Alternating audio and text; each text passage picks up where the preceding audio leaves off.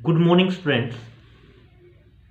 आज हम पढ़ने जा रहे हैं इतिहास अध्याय 2 यूरोप में समाजवाद का उदय एवं रूसी क्रांति, जिसके अंतर्गत आज का हमारा विषय है उथल पुथल का समय और 1905 की क्रांति। रूस एक निरंकुश राजशाही था, मतलब वहाँ पर एक ऐसे राजा का शासन था जिसकी ताकत के ऊपर कोई अंकुश नहीं था, किसी प्रकार की कोई रोक टोक नहीं थी। अन्य यूरोपीय शासकों के विपरीत 20वीं सदी की शुरुआत में भी जार, जो कि रूस का शासक था, जार राष्ट्रीय संसद के अधीन नहीं था, यानी उसके ऊपर कोई संसद नहीं थी। उदारवादियों ने इस स्थिति को खत्म करने के लिए बड़े पैमाने पर मुहिम चलाई या बड़े पैमाने पर काम किए। 1905 की क्रांति के दौरान उन्होंने संविधान की रचना के लिए सोशल डेमोक्रेटिक और समाजवादी क्रांतिकारियों को साथ लेकर किसानों और मजदूरों के बीच काफ़ी काम किया। रूसी साम्राज्य के तहत उन्हें राष्ट्रवादियों जैसे कि पोलैंड में और इस्लाम के आधुनिकीकरण के समर्थक जदीदियों, मुस्लिम बहुल इलाकों के जो लोग थे, उनका समर्थन उनको मिला। तो 1905 की जो एक क्रांति थी, इसके होने के पीछे कारण क्या थे? तो रूसी मजदूरों के लिए 1904 का साल क्या था? बहुत ही बुरा था। जरूरी चीज़ों की कीमतें तेजी से बढ़ रही थी, जिससे वास्तविक वेतन में 20% तक की गिरावट आ गई। जितना लोगों का वेतन था, उसकी अपेक्षा जो महंगाई है वो लगातार बढ़ रही थी।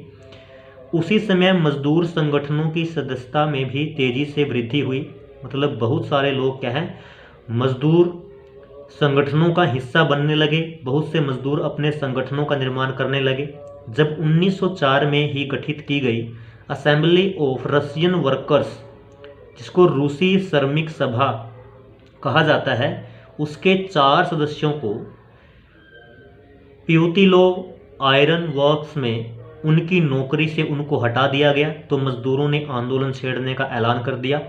अगले कुछ दिनों के भीतर सेंट पीटर्सबर्ग के 1,10,000 से ज़्यादा मजदूर काम के घंटे घटाकर 8 घंटे किए जाने, वेतन में वृद्धि किए जाने और कार्य स्थितियाँ, मतलब क्या है, काम करने की जो परिस्थितियाँ हैं उनमें सुधार की मांग करते हुए हड़ताल पर चले जाते हैं।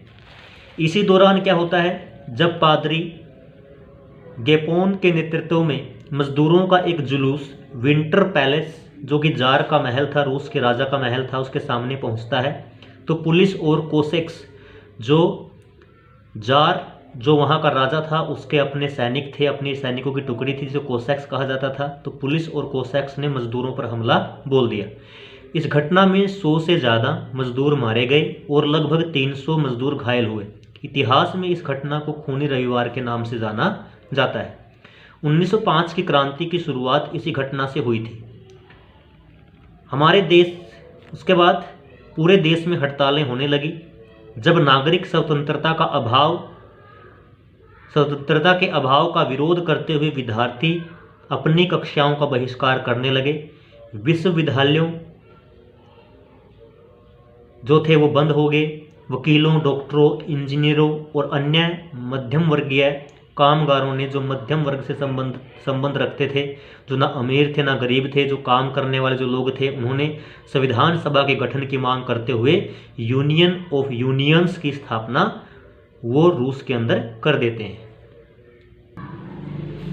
1905 की क्रांति के दौरान जार ने एक निर्वाचित परामर्शदाता संसद या ड्यूमा के गठन पर अपनी सहमति दे दी। जब 1905 में क्रांति होती है रूस के अंदर, तो जो राजा है वो मान जाता है, जार मान जाता है कि यहाँ पर एक संसद का निर्माण है जिसका नाम ड्यूमा था, वहाँ की संसद का नाम, उसके गठन के लिए अपनी सहमति वो दे देता है।